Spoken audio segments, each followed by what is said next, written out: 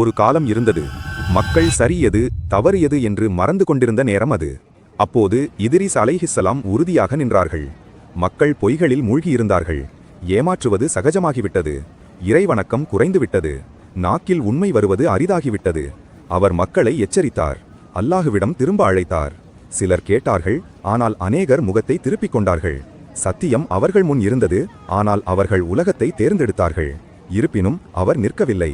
மற்றவர்கள் ஆசைகளில் மூழ்கிய போது அவர் இறைவணக்கத்தை தேர்ந்தெடுத்தார்.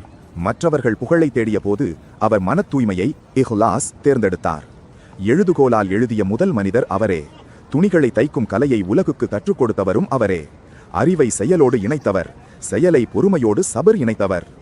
அல்லாஹ் அவரது முழு வாழ்க்கையையும் 2 வார்த்தைகளில் விவரித்தான். சித்தி கன்னபியா, அதாவது உண்மையானவர் மற்றும் ஒரு நபி. பிறகு அல்லாஹ் அவருக்கு ஒரு மகத்தான கௌரவத்தை அளித்தான். வரஃபஅனாஹு மகானன் அலியா, நாம் அவரை ஒரு உயர்வான இடத்திற்கு உயர்த்தினோம்.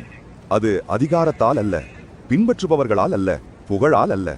மாறாக அவரது வாழ்வின் அடித்தளம் உண்மை, இறை வணக்கம், மன தூய்மை.